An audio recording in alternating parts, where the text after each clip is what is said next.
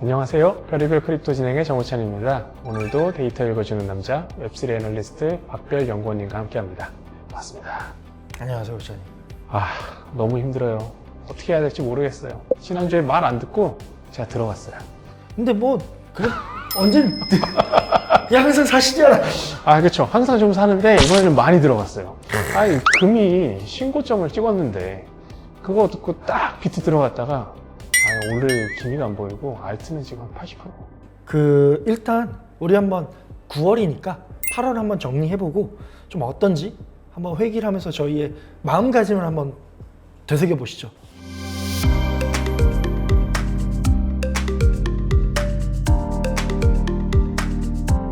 (8월) 좀 변동성이 굉장히 극심했지만은 결과적으로 트래딕바이는 안정적인 상승을 했습니다. 하지만 크립토는 굉장히 롤러코스터를 타면서 요동을 쳤습니다. 즉 빨간색 바르가 지금 차트에 두 개 있는데요. 왼쪽에가 FOMC, 오른쪽에가 잭슨홀입니다. 그래서 FOMC 이후로 저희 진짜 유례가 없는 하락을 한번 했었고, 그 다음에 잭슨홀 전에 상승을 한다가 잭슨홀 이후에 크립토는 또 극심하게 빠졌습니다. 그래서 S&P나 금 같은 경우에는 뭐 3.81%, 2.14% 정도 상승을 했지만 크립토 같은 경우에는 비트도 거의 10%, 그 다음에 이더리움은 거의 뭐 21% 빠지면서 모두의 지금 조롱이 대상이 되고 있습니다. 그래서 사실 뭐 어떤 사람들은 그래도 여전히 이런 조롱은 다시금 상승할 수 있는 기저가 된다. 무풀보단 악플이 낫다. 뭐 약간 이런 거지 않습니까? 근데 이제 이런 상황이고, 말씀하신 것처럼 9월은 그럼 어떨까? 아마 뭐 뉴스나 미디어에서 많이 보셨겠지만 역사적으로 9월은 하락한 날이 훨씬 많습니다. 9월에 왜 하락해요? 뭐 추석 때 뭐 이렇게 좀 돈도 주고 용돈도 줘야 되고, 뭐 전쟁도 항상 9월에 뭐 좀 난다거나, 맞아요. 아니면은 뭐 금융위기 같은 그런 전조가 맞아요. 저희 모든 이슈는 사실 9월에 많이 터졌지 않습니까? 그래서 9월은 역사적으로 좀 안 좋았기 때문에 항상 사람들이 좀 보수적으로 본다. 그리고 이번 그럼 9월은 어떤가라고 했을 때 제가 그 캘린더를 한번 가져와 봤는데요. 일단 이번 주 KBW가 있습니다. 그러고 보니까 9월에 또 하락하는 게 KBW 기간에 코인하는 사람들이 거래를 하면서 하락한다는 또 그런. 일단 집 밖에 나오니까 그쵸, 문제가 좀 되는 것 같습니다. 맞아요. 근데 일단 이번 주 KBW 있고요. 이번 달 이제 중순 지나서 FOMC 드디어 기다리던 금리 인하 가나요? 약간 이런 이제 기대감이 있고, 그리고 이제 그와 더불어 좀 며칠 지나고선 이제 창펑자오의 자유가 되느냐라는 이제 약간의 그런 이벤트들. 그래서 뭐 크립토 내외적인 매크로적인 이제 이벤트들이 있는 변동성의 또 달이다. 희망의 회로를 돌려보는데 사실 생각해보면 4월 반감기, ETF 승인, 금리 인하까지 지금 모든 조건이 다 맞아떨어졌는데 왜 가격은 이대로예요? 뭐 그거는 뭐 유동성 아니겠습니까? 하지만 말씀하신 것처럼 사실 지난 4월 반감기 전후부터 계속 ETF 승인, 뭐 이더리움 ETF 등 상승에 대한 뭐 비트 2억 가나요? 뭐 이런 유튜브 찾아보시면 정말 많거든요. 근데 지금 현실은 어떤지 다시 한번 점검하고 가겠습니다. 자, 반감기가 지난 뒤에 사실은 뭐 6개월에서 1년 정도 지나야 대세 상승이 일어납니다. 하지만 지금은 겨우 130일이 지났습니다. 약 4개월이 조금 지난 상황이기 때문에 아직은 좀 시간이 좀 더 남아있다. 그러니까 사이클론자 관점에서 보더라도 아직 그렇게 대세 상승을 보기에는 조금 시간이 필요하고, 그리고 비트만 놓고 보면 반감기 이후에 지금 10%딱 하락했습니다. 근데 이제 사실 중요한 것은 이제 우측 차트를 보시면 도미넌스 차트인데요. 스테이블 코인을 제외하고는 비트가 지금 약 67%의 시장 점유율을 차지하고 있습니다. 하지만 지금 이것이 2020년대, 2021년 초반 이때 수준으로 딱 보면 알트 코인 시장이 오기 직전인 비트의 최고점, 지금 스테이블 코인 제외하면 70% 수준에 지금 육박, 혹은 포함했을 때 우리 뭐 트레이딩비로 봤을 때는 뭐 지금 도미넌스 60 간다 했을 때 비트 도미넌스가 지금 급격하게 늘어난다. 무슨 말이냐? 알트 도미넌스가 급격하게 줄어들고 있다. 즉 알트코인을 보유하신 분들은 지금 너무나 힘들 수밖에 없는 시장입니다. 너무나 힘들어요. 그렇기 때문에 이러한 지금 상황 속에서 지금 뭐 비트가 사실 크게 증가하지 못한다면 혹은 비트 홀로에 독주하기 딱 좋은 시장이다 라고 볼 수 있는 상황이죠. 희망을 좀 돌려보면 2020년부터 21년까지 비트가 한 3배, 알트가 5배에서 10배 갔잖아요. 그럼 아직 1년 뒤에는 비트 2억, 이더 1,500 좀 기대해봐도 됩니까? 아, 이거 아직 덜 물리신다, 아시죠? 자, 일단 먼 1년 뒤의 미래 혹은 아직 사실 알 수 없기 때문에 일단 단기적으로 우리 지금 단기 중요한 구간들 먼저 한번 살펴보고 그리고 장기적인 걸 한번 논해 보시죠. 자, 일단은 저희가 크게 가깝게는 한 3개 정도의 그 구간을 가져왔는데요. 첫째, 단기 보유자. 저희가 숏텀 홀더라고 했을 때 보통 155일 미만으로 이 업계에서 많이 매트릭을 설정하는데 했을 때 지금 현재로는 63.2K입니다. 그래서 이 빨간 선을 보시면 63.2K인데 지금 그것보다 아래에 있기 때문에 이게 이제 저항이고요. 또 많이들 보시는 큰 추세 200일 이평선을 봤을 때도 63.7K인데 그건 역시도 지금은 이제 저항으로 바뀐 상황이고 또 그렇다면 우리에게 든든한 바닥은 어디일까? 단기적으로 바닥 든든한 지지 구간은 어디일까라고 하면 지금 믿을 만한 거는 47K입니다. 47K면 6,300만 원, 김프 끼면 6,500 아니에요? 지금부터 1,500이 더 떨어질 수도 있다고요? 하지만 일단은 열어두고 보자면 단기적으로 봤을 때 이 정도 구간을 보면서 만약에 하락하더라도 여기를 딛고 다시 올라갈 수 있는지 혹은 상승을 하더라도 지금 말씀드린 이 매물대 구간들을 이제 플립할 수 있는지 이런 것들이 살펴보는 게 중요할 것 같습니다. 그럼 그 상승이라고 얘기하셨는데 뭘 봐야지 상승인 거예요? 지난주에 스테이블 코인이 는다고 무조건 또 상승이 아니라고 말씀 주셨잖아요. 믿어야 될 기준이 뭔가요? 그래서 오늘 상승장이라고 볼 만한 조건들이 뭐가 있을까를 좀 체크하려고 몇 가지 가져와 봤는데요. 첫째, 단기 보유자의 공급량이 증가해야 되고 손실은 최소화해야 됩니다. 하지만 지금 현재 상황은 단기 보유자들의 공급량은 다시 2024년 초, 그러니까 37%가 2024년 초에 증가했었는데 지금은 다시 줄어든 상황이고요. 줄어들었다는 게 사실은 어떤 의미에서 ETF나 이런 것들이 장기 보유자로 넘어가서 평가할 수 있지만 하지만 그럼에도 불구하고 이런 신규 자금이 계속 들어와 줘야 됩니다. 하지만 지금은 들어오지 않고 있는 상황이고 또 지금 이 단기 보유자들은 82%가 손실 구간입니다. 다 물려 있습니다. 그렇기 때문에 이 공급량이 다시금 증가해주고 손실이 최소화돼야 상승장이라고 저희는 볼 수 있을 것 같습니다. 그리고 좀 여기서 한 단계 더 살펴보면 그 단기 보유자들은 그러면 어디서 좀 수익 실현을 하거나 하는가라고 봤을 때 저희가 우측 차트를 보면 이 볼린저 밴드로 이 상승 구간을 가져와 봤는데요. 보통 지금으로서는 69K에서 74K 이 구간을 뚫어줘야 추세적으로 완연히 상승장이다 라고 좀 볼 수 있을 것 같습니다. 전고점이 되게 확실한 저항선이 된 거네요. 맞습니다. 그래서 여기 구간은 우리가 좀 어떻게 움직이는지 좀 잘 봐줘야 될 것 같고요. 다음으로는 이제 강한 매수세와 낙관적인 심리가 좀 시장을 지배해줘야 된다라고 저희 상승장의 조건으로 꼽았는데요.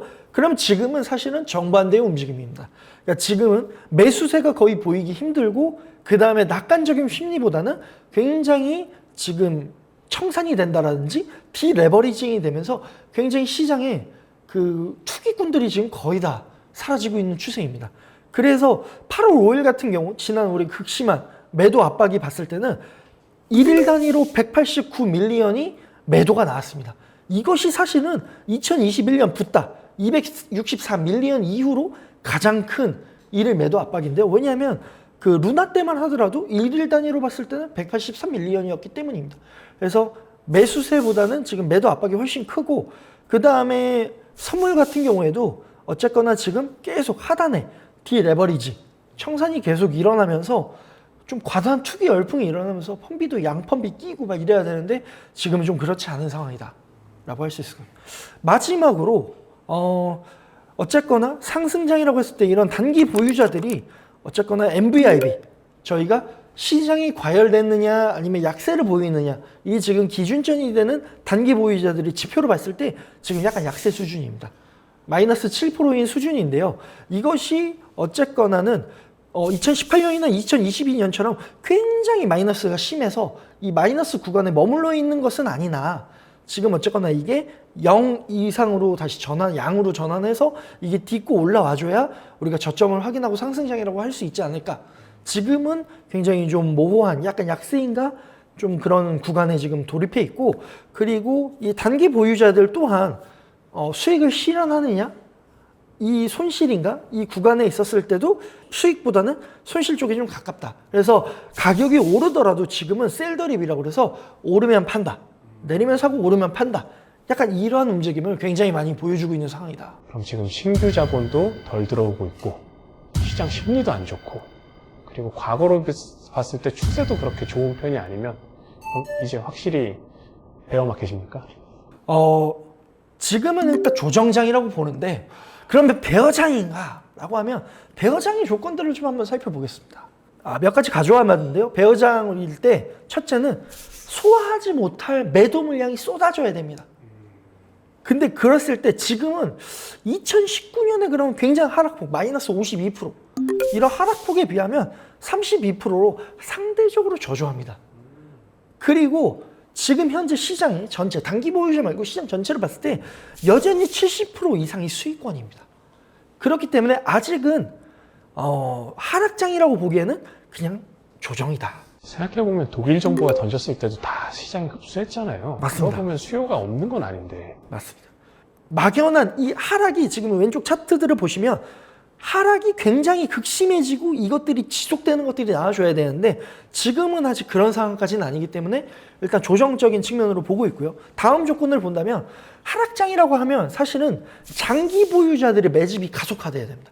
매수라기 하기보다는 그냥 단기 보유자들이 정말 극심하게 다 팔면서 장기 보유자들이 늘어나거나 혹은 이 사람들이 호들러들이 더 많이 사면서 뭐 DCA 라면서 보유를 더 많이 하는 것들이 보여줘야 되는데요. 지금 구간으로 봤을 때는 딱 우측 차트를 보시면 이 장기 보유자들이 매도를 하면서 가격 상승이 일어나고 수익 실현을 했고, 그리고 지금 조금 반등한 정도.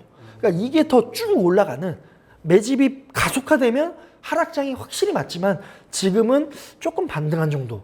어쨌거나 다시 이게 여기서 더 솟구치지 말고 하락을 더 해줘야 다시 상승장일 것이다 라고 좀 볼 수 있고요.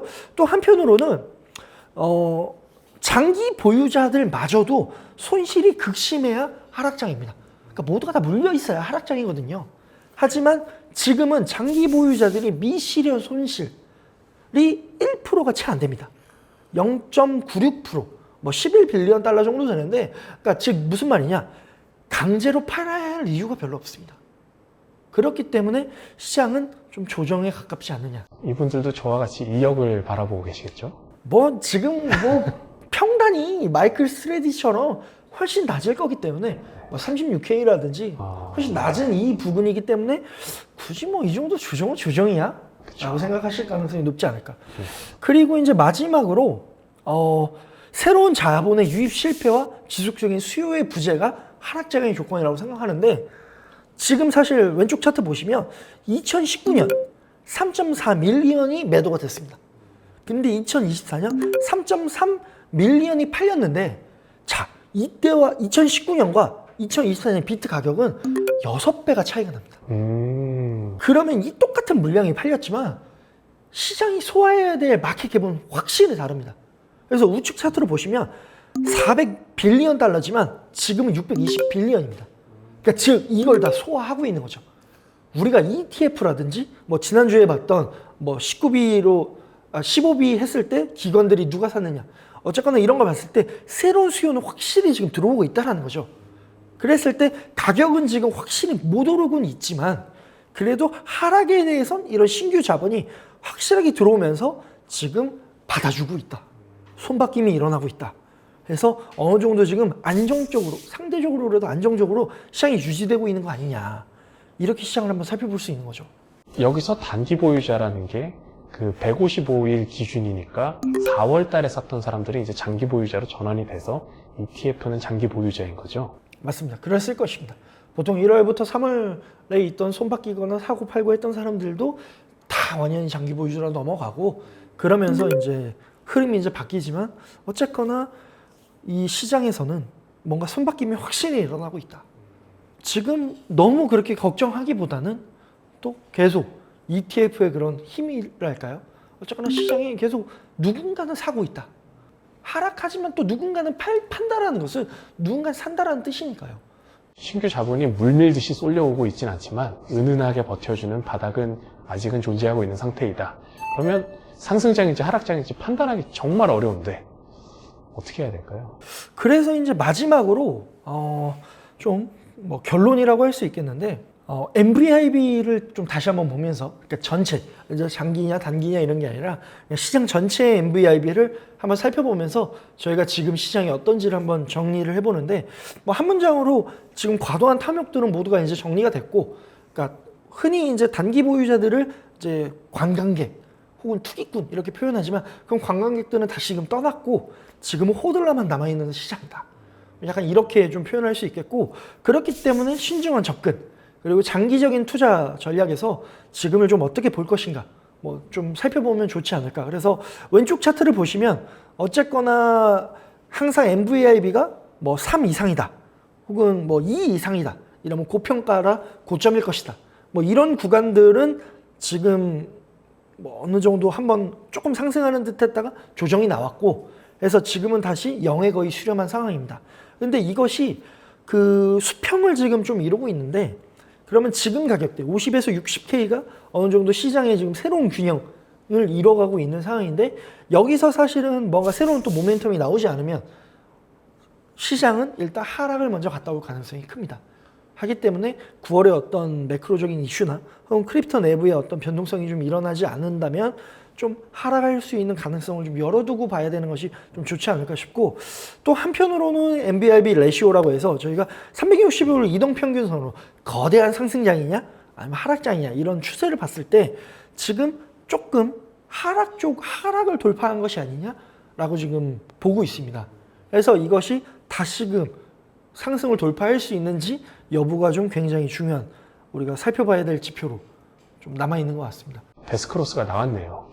네, 일단은 좀 하락으로 머리는 내려갔는데, 그래서 지금 어쨌거나 뭐 차트 TA 관점에서 보셨을 때도 거대한 패널, 그 채널 안에 있다라고 표현하시는데, 지금 MVI 역시도 다시 수평해 왔고 했기 때문에 지금 이번 한 달 동안은 일단은 좀 지켜보면서 굉장히 과도한 탐욕보다는 또 과도한 또 하락장이라고 보기보다는 좀 일단 신중하게 좀 시장을 지켜보면서 DCA라든지 좀 비중을 좀 적절하게 관리하시면서 시장을 좀 살펴보시면 좋지 않을까 이렇게 생각합니다. 너무 감사합니다. 이번 주는 말을 잘 들으려고요. 이번 주는 안 살려고 하고 있습니다. 그래도 뭐 사실은 하락일 때 사야 상승분은 온전히 먹을 수 있고, 또 상승이 또 온전히 나오고 사면 또 그런 리스크가 줄어들 수 있지만, 그러니까 좀 아무튼 리스크 관리를 좀 잘 해서 저 이번 9월은 좀 잘 견뎌서 10월은 어쨌거나 상승인 가능성이 굉장히 높으니까 9월까지 좀 잘 버티면 좋을 것 같습니다.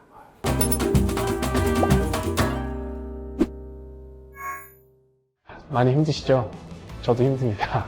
8월, 9월 저희 잘 함께 이겨낼 수 있도록 저희 별의별 크립토에서 데이터 기반으로 여태까지 비트코인이 어떻게 퍼포먼스를 냈는지, 앞으로는 어떤 조건들을 만족해야지 상승 혹은 하락으로 방향성이 나오는지 공유드렸습니다. 여러분이 좋아요, 댓글, 구독, 알람 설정해 주시면 저희는 더 좋은 콘텐츠로 다음 주에 찾아뵐 수 있도록 하겠습니다. 감사합니다.